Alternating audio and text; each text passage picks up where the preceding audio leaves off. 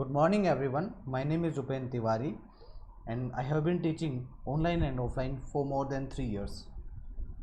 I welcome you all on my YouTube channel, that is Goal E-Learning. First of all, let me tell you about the content which I am providing on this YouTube channel and will provide in upcoming days.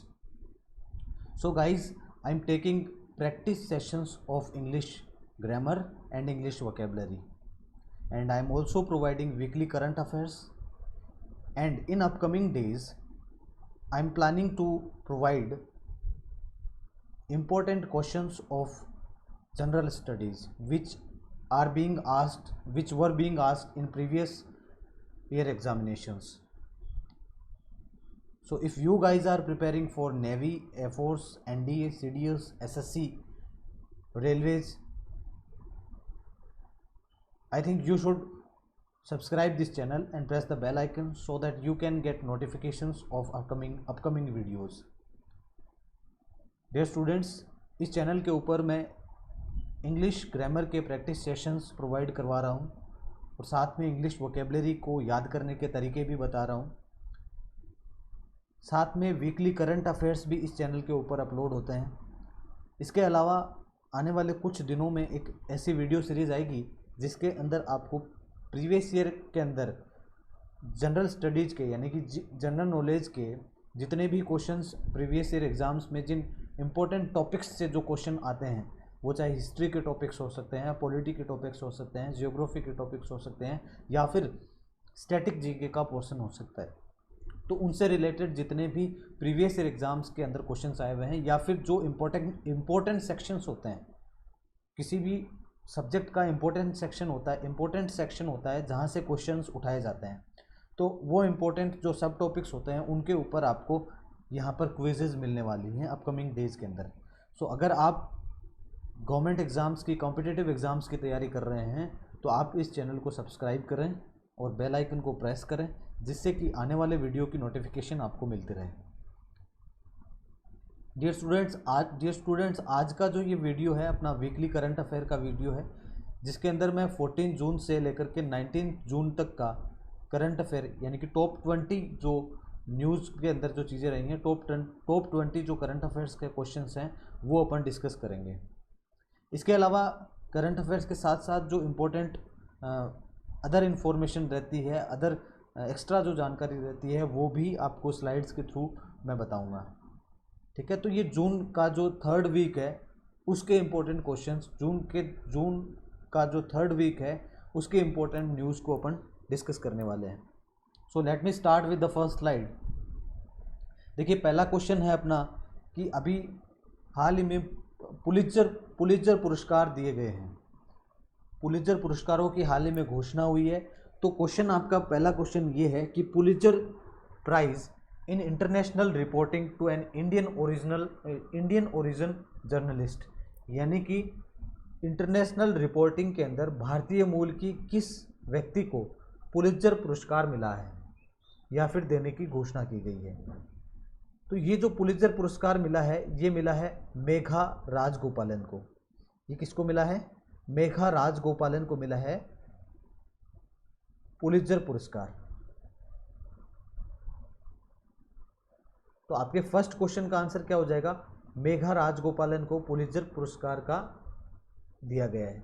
आपका अगला question है, new PM of Israel. Recently Israel के नए प्रधानमंत्री बनाए गए हैं। Israel के अंदर नए प्रधानमंत्री नियुक्त किए गए हैं। इजराइल के अंदर नए प्रधानमंत्री बने हैं, उनका नाम क्या है आपको ये बताना है। तो ध्यान रखिएगा, इजराइल के नए प्रधानमंत्री बन गए।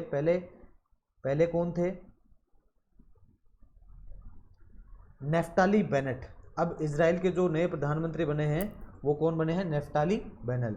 पहले इजराइल के जो प्रधानमंत्री थे बेंजामिन नेतन्याहू, उनके स्थान पर नए प्रधानमंत्री बनाए गए हैं नेफ्ताली बेनेट। ध्यान ये रखिएगा कि इजराइल के राष्ट्रपति भी बने हैं, इजराइल के प्रेसिडेंट भी नए बने हैं और उनका नाम है इशाक हर्जोग। उनका नाम क्या है? इशाक हर्जोग। ये भी आप ध्यान में रखिएगा, ठीक है। अगला क्वेश्चन है आपके पास, recently which Indian player has entered ICC Hall of Fame. अभी अभी हाल ही में कौन सा इंडियन प्लेयर है जिसने आईसीसी हॉल ऑफ फेम के अंदर एंट्री ली है? तो उस प्लेयर का नाम है विनू माकंड। क्या नाम है? विनू माकंड। इसके अलावा 7 और भी प्लेयर्स हैं जो already ICC Hall of Fame के अंदर हैं। 7 भारतीय प्लेयर्स हैं, है ना। वो आप कमेंट बॉक्स में लिखेंगे, कमेंट सेक्शन में लिखेंगे कौन से 7 भारतीय हैं जो विनू माकंड के अलावा already ICC Hall of Fame के अंदर हैं।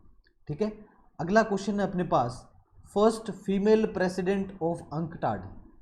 First female president of UNCTAD. देखिए ये यूनाइटेड नेशन की बॉडी है अंकटाड, यूनाइटेड नेशन की बॉडी है, ट्रेड के अंदर cultural and trade affairs body है ये, है ना। ट्रेड से रिलेटेड जो भी इश्यूज होते हैं वो अंकटाड के अंदर आते हैं। ठीक है, तो अंकटाड की जो है फर्स्ट फीमेल प्रेसिडेंट बनाया गया है किसको? रेबेका ग्रीनस्पैन को। मैं आगे आपको इनकी फोटो दिखाऊंगा। रेबेका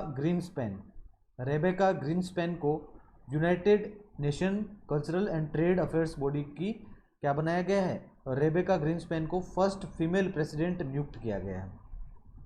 ठीक है, ये अंकटाड जो है यूनाइटेड नेशन की बॉडी है। यूनाइटेड नेशन की जितनी भी बॉडीज होती हैं, यूनाइटेड नेशन के 6 अंग होते हैं। यूनाइटेड नेशन के कितने अंग होते हैं?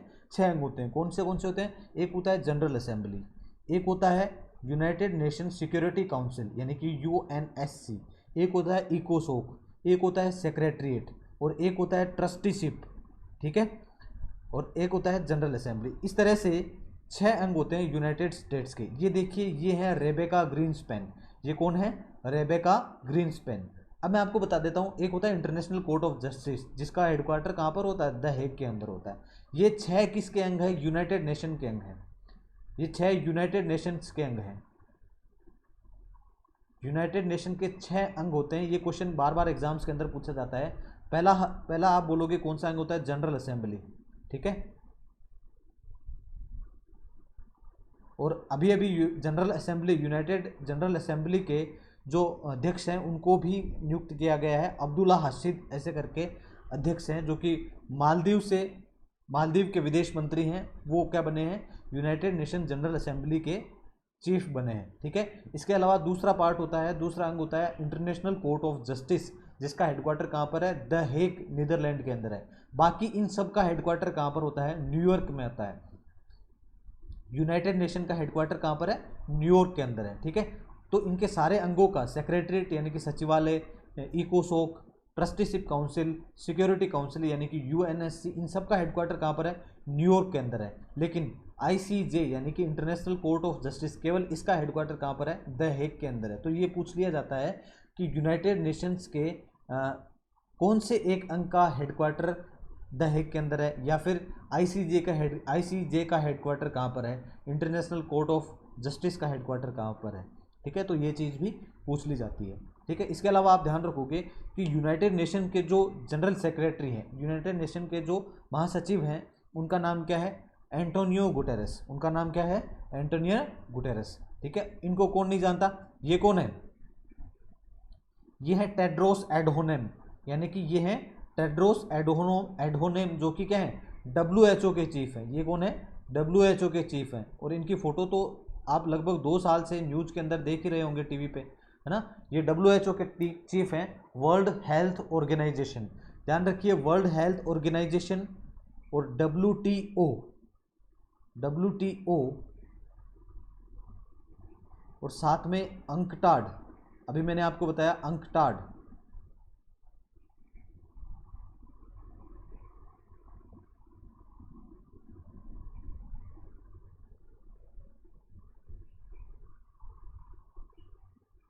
देखिए मैंने लिखा है WHO, WTO, अंकटाड, और एक चौथा चीज़ और लिख रहा हूँ, एक चौथी ऑर्गेनाइजेशन और लिख रहा हूँ, वो है ILO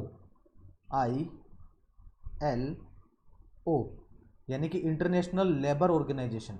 इन चारों का हेडक्वार्टर, ये जो चारों चीज़ें हैं आपके पास, इन चारों का हेडक्वार्टर कहाँ पर है? जिनेवा के अंदर है। इन चारों का हेडक्वार्टर कहाँ पर है? जिनेवा के अंदर है, जिनेवा स्विट्जरलैंड। ठीक है, WHO, WTO, अंकटाड और ILO। WHO का मतलब वर्ल्ड हेल्थ ऑर्गेनाइजेशन, WTO का मतलब वर्ल्ड ट्रेड ऑर्गेनाइजेशन, अंकटाड का मतलब मैंने अभी आपको बताया ही है ILO का मतलब इंटरनेशनल लेबर ऑर्गेनाइजेशन, इन सब का हेडक्वार्टर कहाँ पर है? जिनेवा के अंदर है। ये सारी चीज़ें आप ध्यान रखोगे। दूसरी एक चीज़ ये है कि हाल ही के अंदर रिसेंटली WTO की जो फर्स्ट महिला चीफ है ना, WTO यानी कि वर्ल्ड ट्रेड ऑर्गेनाइजेशन की जो चीफ है, इसकी जो महासचिव है उनको भी नियुक्त किया गया है और उनका नाम है नागोजी ओंकाजो इबेला। उनकी फ़ोटो मैं आपको दिखा देता हूँ, शायद उनकी फ़ोटो मैं अभी लाया नहीं हूँ। नागोजी ओंकाजा इबेला, उनकी फ़ोटो में लाना भूल गया, सॉरी। ध्यान रखिएगा, ये भी अच्छा क्वेश्चन है। WTO यानी कि वर्ल्ड ट्रेड ऑर्गेनाइजेशन की फर्स्ट महिला चीफ कौन बनी है? फर्स्ट फीमेल चीफ कौन बनी है? नागोजी ओंकाजा इबेला। तो आपको क्या ध्यान रखना है, ये जो आपने क्वेश्चन डिस्कस किया अंकटाड, है ना, अंकटाड की फर्स्ट महिला चीफ कौन बनी है? First female president of UNCTAD कौन बनी है? रेबेका ग्रीन्सपैन। और इनकी फ़ोटो मैं आपको दिखा रहा हूँ, ये है रेबेका ग्रीन्सपैन। किसकी हैं ये प्रेसिडेंट? किसकी है? अंकटाड की प्रेसिडेंट है। जनरल असेंबली यूनाइटेड नेशन के कितने अंग होते हैं? 6 अंग होते हैं, ठीक है। कौन कौन से होते हैं मैंने आपको बता दिया, ठीक है। इन सब का, इनमें से 5 का हेडक्वार्टर कहाँ पर है? न्यूयॉर्क के अंदर है, क्योंकि यूनाइटेड नेशन का हेडक्वार्टर भी कहाँ पर है? न्यूयॉर्क के अंदर ही है, ठीक है। दूसरी बात ये, यूनाइटेड नेशन की जो स्थापना हुई थी वो 24 अक्टूबर 1945 को हुई थी, ठीक है। इसके अलावा यूनाइटेड नेशन के जो जनरल सेक्रेटरी हैं, महासचिव हैं, उनका नाम है एंटोनियो गुटेरेस, ठीक है। ICJ यानी कि इंटरनेशनल कोर्ट ऑफ जस्टिस का हेडक्वार्टर कहाँ पर है? द हेग, नीदरलैंड के अंदर है, ठीक है। ये कौन है? टेड्रोस एडहोनेम है, ठीक है।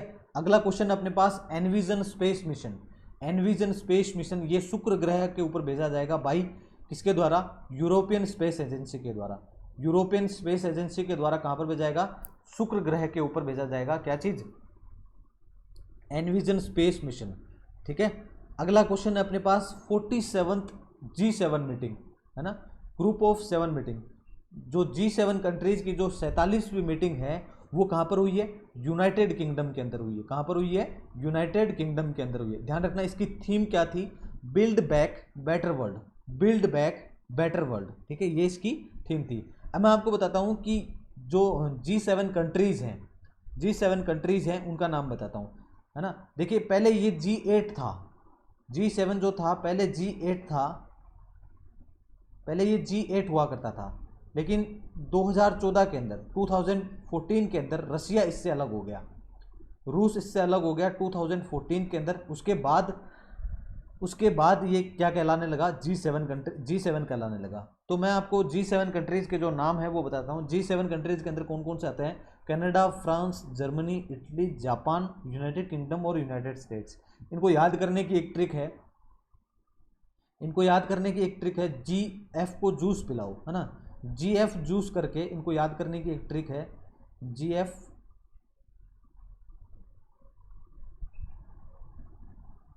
जूस,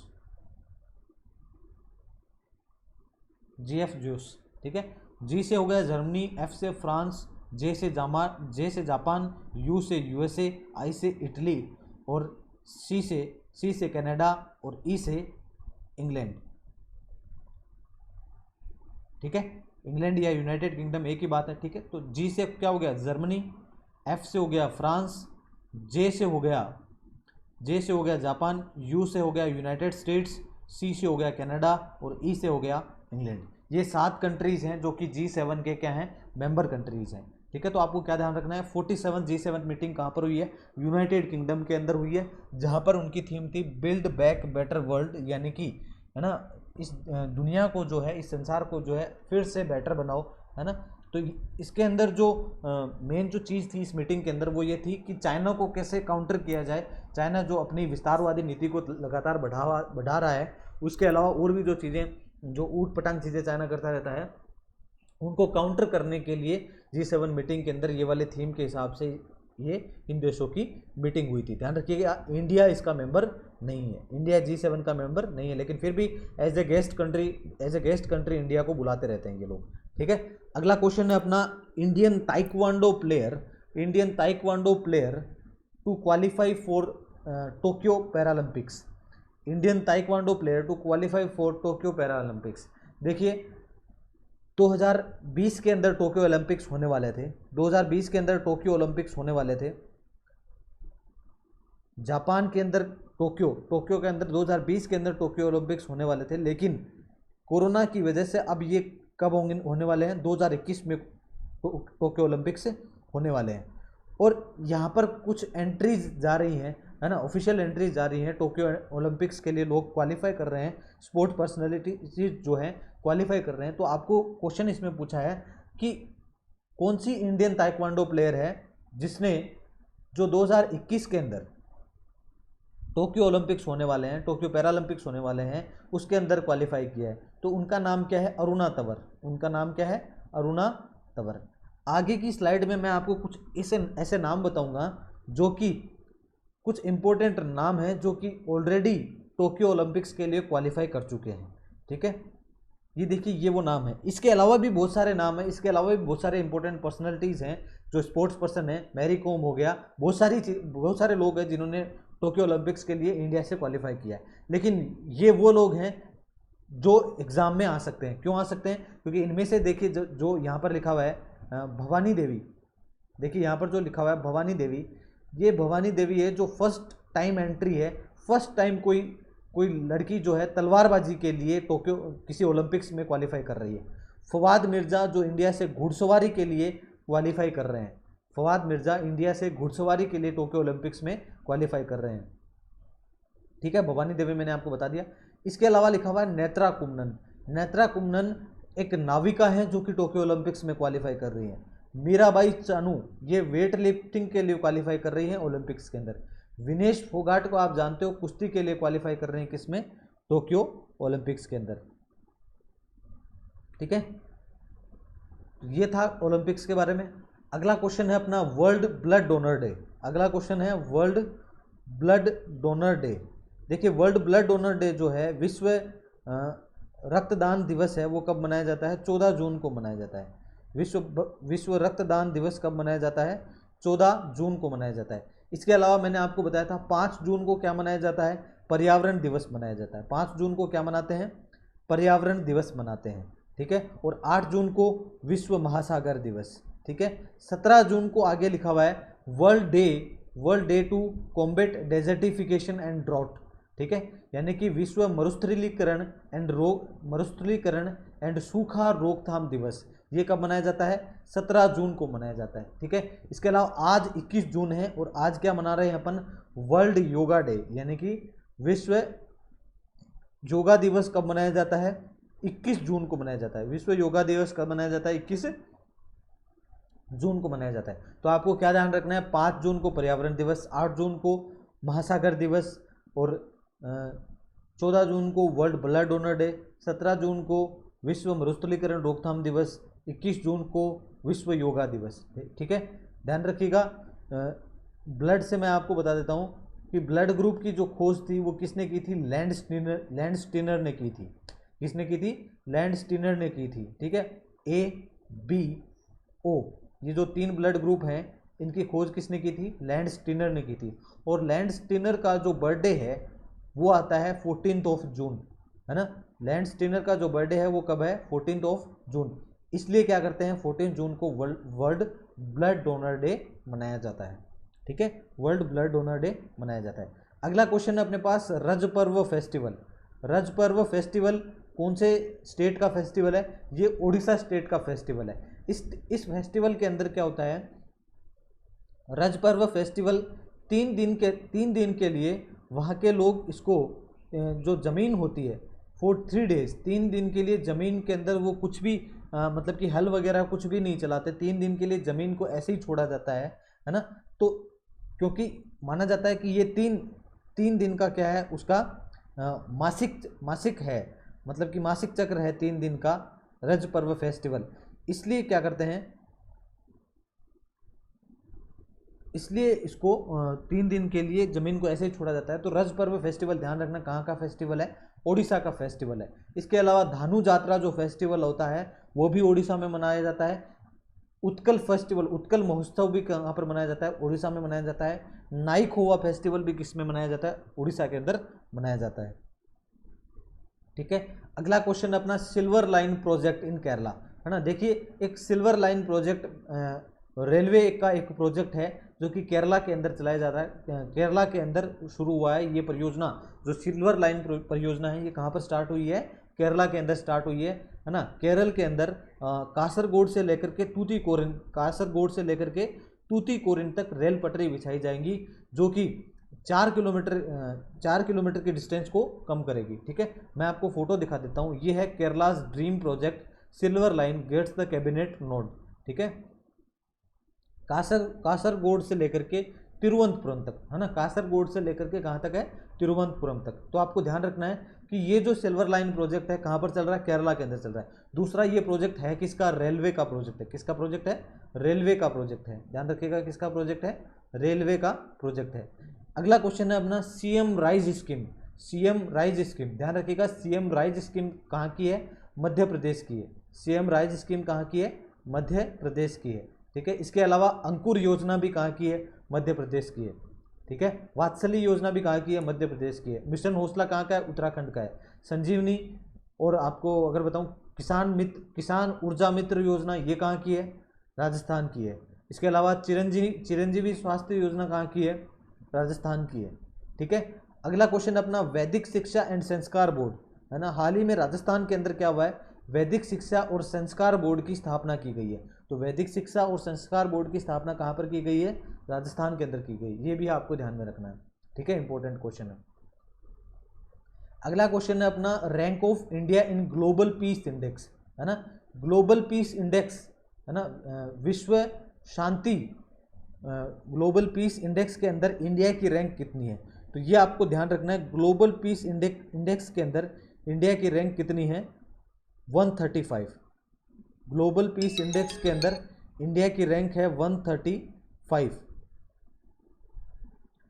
अगला क्वेश्चन है अपना rank of India in global competitiveness index. ठीक है, वैश्विक प्रतिस्पर्धा सूचकांक, वैश्विक प्रतिस्पर्धा सूचकांक में भारत की रैंक कितनी है? 43। ठीक है, और वैश्विक शांति सूचकांक 2021 में, वैश्विक शांति सूचकांक 2021 में भारत की रैंक कितनी है? 135, है ना। अब इसमें जो है वैश्विक शांति सूचकांक में फर्स्ट स्थान पर, यानी कि फर्स्ट रैंक किसकी है?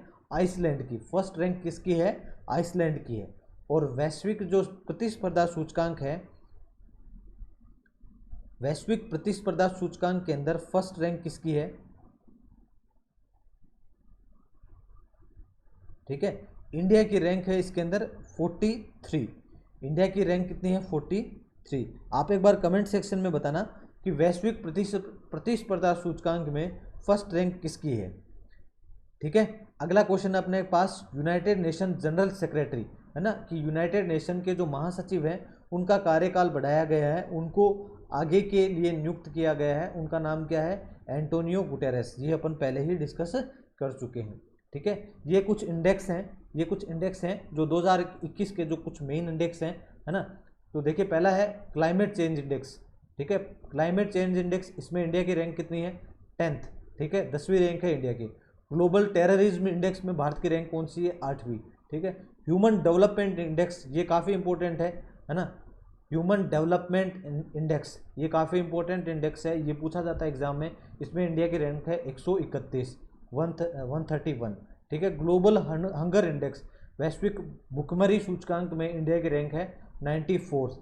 ठीक है, global innovation index, global innovation index, ये भी ध्यान रखना इंपॉर्टेंट है, और इस बार ये आ भी सकता है क्योंकि ये फर्स्ट टाइम है जब इंडिया टॉप 50 के अंदर, इस इंडेक्स के अंदर आया, ग्लोबल इनोवेशन इंडेक्स के अंदर। वैश्विक नवाचार सूचकांक, इसमें इंडिया की रैंक कितनी है? 48 है। ठीक है, एनवायरमेंट परफॉर्मेंस में इंडिया की रैंक कितनी है?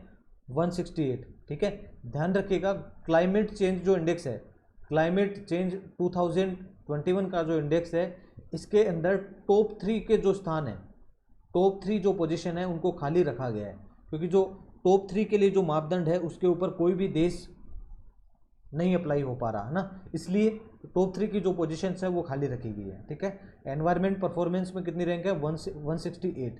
World happiness report, world happiness report है, इसमें इंडिया की रैंक कितनी है? 144।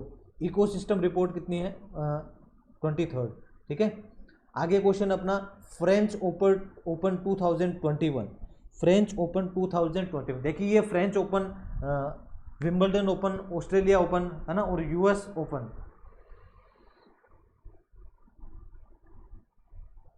ठीक है। ये टेनिस टूर्नामेंट होते हैं। कौन से टूर्नामेंट होते हैं? टेनिस टूर्नामेंट होते हैं। कितने टूर्नामेंट होते हैं टेनिस? 4 तरह के होते हैं। कौन से? AF, और ये क्रम भी इनका यही है, AFWA, अफवा, ठीक है। कौन सा क्रम है? अफवा, है ना। American open, French open, Wimbledon open और ऑस्ट्रेलियन ओपन, ठीक है, ठीक है। ये तो फ्रेंच ओपन 2021 मेंस सिंगल यानी कि पुरुष एकल का खिताब किसने जीता है? नोवाक जोकोविच ने जीता है। नोवाक जोकोविच ने जीता है किसका? पुरुष एकल का, ठीक है। इसके अलावा महिला एकल का खिताब किसने जीता है? बारबोरा क्रेसिकोवा ने किसका खिताब जीता है? महिला एकल का खिताब जीता है। और दूसरा ध्यान रखिएगा, फ्रेंच जो ये ओपन है ये क्ले कोर्ट के ऊपर खेला जाता है। फ्रेंच जो ओपन है किसके ऊपर खेला जाता है? क्ले कोर्ट के ऊपर खेला जाता है। और किंग ऑफ क्ले कोर्ट किसको कहा जाता है? राफेल नडाल को कहा जाता है, ठीक है। अगला क्वेश्चन है अपना नाटो समिट। नाटो शिखर सम्मेलन 2021 कहां पर हुआ है? ब्रुसेल्स बेल्जियम के अंदर हुआ है। कहां पर हुआ है? ब्रुसेल्स बेल्जियम के अंदर हुआ है। और ध्यान रखिएगा नाटो का हेडक्वार्टर भी कहां पर है? ब्रुसेल्स बेल्जियम के अंदर ही है। इसके अलावा एक और ऑर्गेनाइजेशन है जिसका हेडक्वार्टर ब्रुसेल्स बेल्जियम के अंदर है, और वो है यूरोपियन यूनियन। वो कौन सी है? European union. अगला क्वेश्चन है अपना वर्ल्ड्स फर्स्ट, इंपॉर्टेंट क्वेश्चन है, world's first wooden satellite to be launched by, है ना। विश्व का पहला लकड़ी का सैटेलाइट जिसका नाम है वीजा वुडसेट, वो किसके द्वारा लॉन्च किया जाएगा? यूरोपियन स्पेस एजेंसी के द्वारा। किसके द्वारा? यूरोपियन स्पेस एजेंसी के द्वारा। और कहां से लॉन्च किया जाएगा? न्यूजीलैंड से लॉन्च किया जाएगा। कहां से लॉन्च किया जाएगा? न्यूजीलैंड से लॉन्च किया जाएगा, ठीक है। अगला क्वेश्चन है अपना वर्ल्ड्स 5th ग्रेट ओशन। विश्व का 5वां महासागर की खोज हुई है अभी अभी। विश्व के 5वें महासागर की खोज हुई है और उसका नाम है क्या? सदर्न ओशियन, यानी कि दक्षिण महासागर। कौन सा ओशन है? Southern ocean. अब तक आप 4 महासागरों को जानते थे। अब तक आप 4 महासागरों को जानते थे। कौन से? प्रशांत महासागर, हिंद महासागर और अटलांटिक ओशियन और आर्कटिक ओशियन।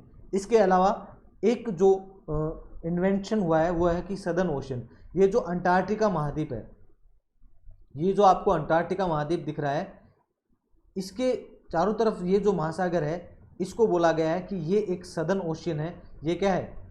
ये दक्षिणी महासागर है। ये कौन सा महासागर है? दक्षिणी महासागर है। अब यहां से क्वेश्चन क्या बन सकता है? एक क्वेश्चन तो ये हो गया कि विश्व का 5वां महासागर कौन सा है, तो ये आपका आंसर होगा दक्षिणी महासागर।